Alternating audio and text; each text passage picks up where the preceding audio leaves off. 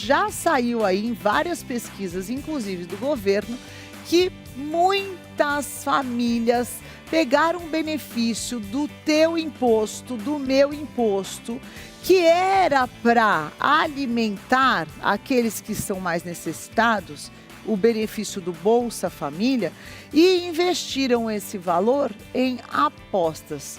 E, pasmem, o mercado de aposta no Brasil é um dos mais lucrativos do mundo. Só em 2022, de forma declarada, foram 9 bilhões de apostas no território brasileiro. E eles estão com projeções boas, viu? O pessoal está animado, está com projeções de crescimento de mais de 30% ao ano. E é incansável.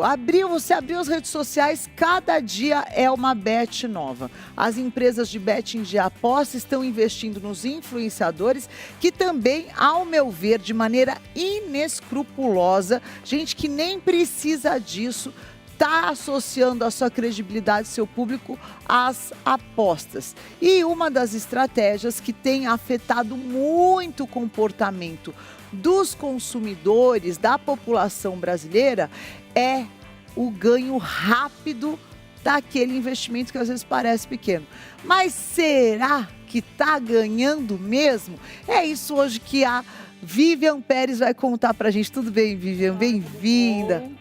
Clube Só Fé em Família. Obrigada pelo convite. Muito bem-vinda. E aí, Vivi, vamos falar desse assunto, né? Tão polêmico. Quando a gente vê um Bolsa Família num país como o nosso Brasil, que grande parte da população é necessitada, precisa. Nós temos hoje pessoas no nosso país que estão abaixo da linha da pobreza, né? E aí vem um programa social que é para beneficiar essas crianças, essas mães, esses pais, e a falta da educação e os influenciadores, que também acho que tem uma parcela de responsabilidade muito grande, porque também estão se favorecendo disso, acabam influenciando a nossa população e o pessoal está literalmente deixando de comer para apostar.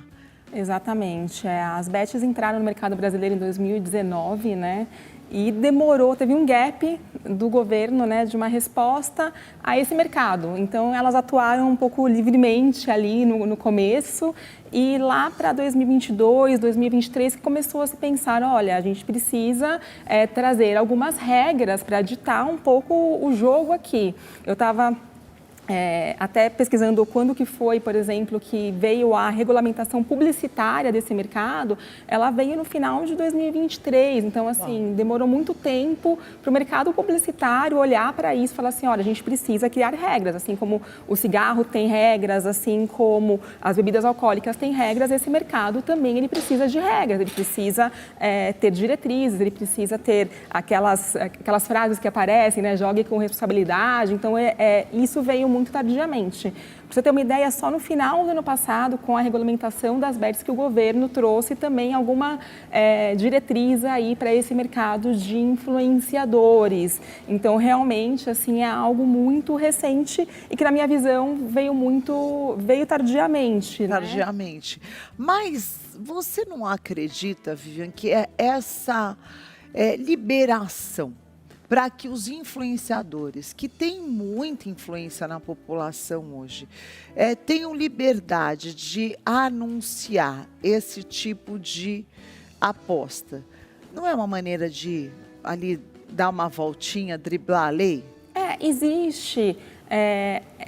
Como eu disse, né, a regulamentação, a regra veio mais ou menos no final do ano passado. Então, a partir desse ano que vão começar a ser vistas coisas do tipo, você não pode linkar o que você fala com o seu ganho pessoal. É como se você tivesse essa posição de status que você tem por conta do jogo. Tá. Né? E isso já não pode proibido. ser feito mais, né? Então, os influenciadores, porque a estratégia publicitária, né, das apostas, ela vem muito numa visão da aposta como uma coisa boa. A gente tem até um ditado que diz, quem não arrisca não petica. A gente acha que para ser bem-sucedido na vida, a gente tem que apostar, arriscar, ir além, né? Então, o discurso, ele traz traz muito isso, né, nas propagandas, tal, mas ele não pode mais, e daí acho que é legal para a audiência estar ligada nisso, ligar ao bem-estar, né, o benefício daquele influenciador, então, a posição de status que ele tem com a aposta. A aposta, ela é só para entretenimento. Tá. Ela não é investimento, ela não é renda extra, ela não é emprego, ela não pode estar associado com não nada pode disso. estar associado com nada disso. Você tem que apostar só para se divertir nas suas horas livres, né? Se é isso que você quer da sua vida, né? Também, se né? você não conseguir nada mais divertido que pra isso, fazer com a sua família, se né? divertir perdendo dinheiro não dá, né, gente? Pelo amor de Deus. É uma diversão muito... que é claro que o jogo de azar, ou aposta, não foi feito para as pessoas ganharem, né? Todo o mecanismo, toda a inteligência, não é? Por trás disso é para que você perca dinheiro. A gente está dizendo aqui de 9 bilhões de reais que as empresas movimentaram. Será que nem 10% disso está no bolso da população, né? Então, é um tipo de entretenimento que a gente classifica mesmo como um jogo de azar, né? Exatamente. Porque hoje tem mais de 100 empresas no Brasil autorizadas a fazer essa operação. Que por ser uma aposta, dá uma falsa impressão que, por exemplo, eu manjo muito de futebol, então eu vou saber qual que é o resultado do jogo do Corinthians e Palmeiras. Você não vai saber.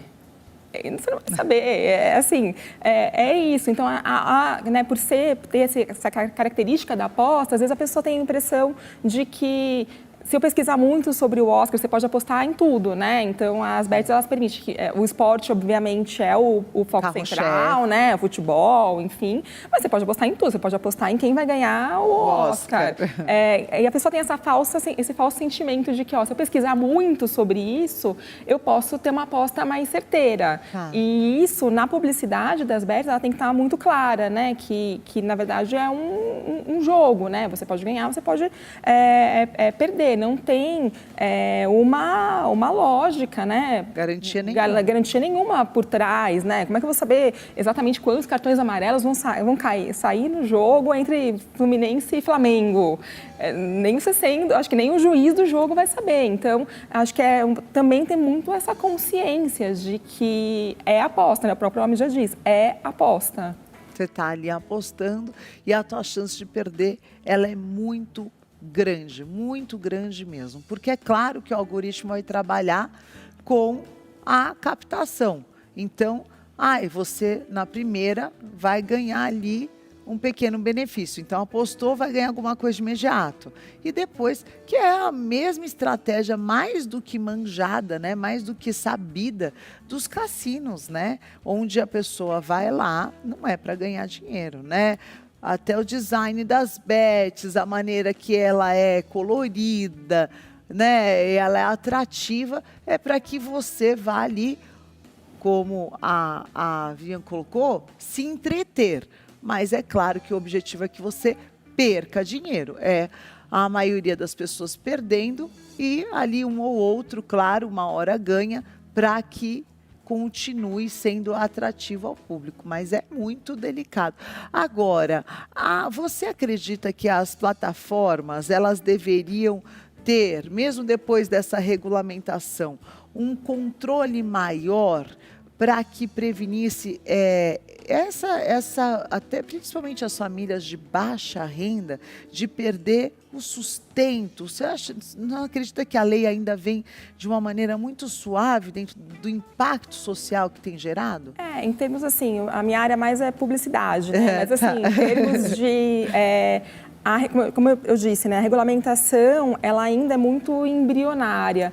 Há agora, né, algumas pessoas até pedindo, você vê algumas matérias, né, pedindo para serem colocadas em listas que não podem nem entrar mais, né, para jogar. Eu li algumas matérias de pessoas que falavam, eu pedi para não poder mais ser aceito em nenhuma plataforma. Então, são todas questões que precisam ser conversadas, né? né? Por exemplo, uma questão que também está muito forte na normativa do governo com relação à publicidade, menores de idade.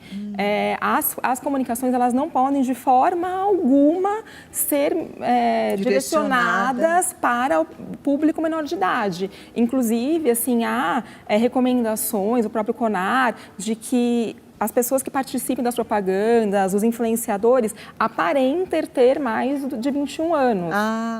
Não adianta só ter mais, né, de 18 anos, de 21 anos. Você não pode aparentar ser menor de idade. Então, tudo isso ainda é recente e eu acredito que deva vir muito mais regras. Acho que o governo já tem direcionado para isso, para a parte da publicidade, né? Assim como aconteceu com o cigarro, assim como aconteceu com a bebida, né? Antigamente a gente tinha propagandas de cigarro super atrativas, em horários, né? Nobres. E que eram bonitas até, né? Atrativas, né? Inclusive o mercado de propagandas das bets, ele é fantástico. São propagandas, assim, muito bem feitas, criativas. Por quê? Porque, obviamente, é um mercado que tem bastante recurso, né? Para chamar pessoas legais para fazer, grandes diretores e tal. E com o tempo, a gente falou assim, não dá para ter propaganda de cigarro em alguns horários. E eu acho que isso tende a também acontecer com esse mercado. Ele é muito novo e ele veio, né, numa crescente que chegou uma hora, né, que quando saiu esse dado que você citou aqui no começo, principalmente com relação à Bolsa Família, que as pessoas acordaram e falaram assim, a gente precisa regulamentar isso, não só regulamentar as bets, mas também regulamentar a forma como a gente permite que essas empresas se comuniquem com o público final. Então, realmente, eu acho que tem muita coisa ainda que precisa ser feita, sim, com relação a esse mercado, sem dúvida nenhuma. E vai acontecer dependendo da vontade pública, dos interesses envolvidos são muito grandes, né? Mas o mais importante é você estar atento, né? Tem um bom conselho bíblico que fala para a gente fugir da aparência do mal, né? Você sabe que você não vai saber controlar, é melhor você nem começar. Porque, claro que tem todos os mecanismos ali para te viciar, dentro dessa dinâmica de aposta, assim como os jogos têm, assim como as redes sociais têm, assim como todo o algoritmo está funcionando. Isso é um estudo para ter a tua atenção. E no caso, você pode ter perdas importantes até da sua qualidade de vida, pessoas que perderam o nome, que perderam moradias, perderam herança de família. As histórias são muito tristes que estão se espalhando aí pelo Brasil. Perderam a casa própria por causa de uma brincadeira que se apresentou como uma brincadeira, mas não é uma brincadeira, aí na palma do celular. Então, ficar atento que o mercado publicitário, ele vai trabalhar para entregar o resultado para o cliente, não é? E eu acho que a principal questão, né, que as redes sociais, elas são muito onipresentes, né, na nossa vida. Como você mesma disse no começo, o brasileiro, ele passa muito tempo nas redes sociais. E isso não diz só respeito às bets, né? Você tá lá e você tá vendo o seu videozinho no TikTok, e de repente vai aparecer um anúncio para você comprar algo que não necessariamente você precisa. E você vai nisso, virando uma bola de neve, se endividando, se endividando, se endividando. E as coisas, elas parecem muito atrativas ali no mundo, né, colorido do Instagram, do TikTok. Todo mundo é feliz no Instagram, todo mundo é bem de vida, ninguém tem problema, né? Todo mundo só viaja. Então, assim, quando você está ali naquele mundo que é um mundo de fantasia, você está suscetível a fazer uma compra por impulso, a correr atrás, né? A comprar uma coisa que você não precisa, se endividar, passar o seu cartão. Então, tudo isso, as pessoas precisam tomar cuidado. E cada vez mais, né, a gente vê os influenciadores também trazendo os produtos muito no cotidiano, os publis são cada vez mais legais e envolventes. Então, não só no mercado das bets, mas eu digo com as redes sociais de um modo geral, é interessante o público ficar ligado e sempre pensar, eu preciso mesmo disso, eu quero isso vai fazer diferença na minha vida, eu preciso comprar isso que esse influenciador tá falando aqui, sabe?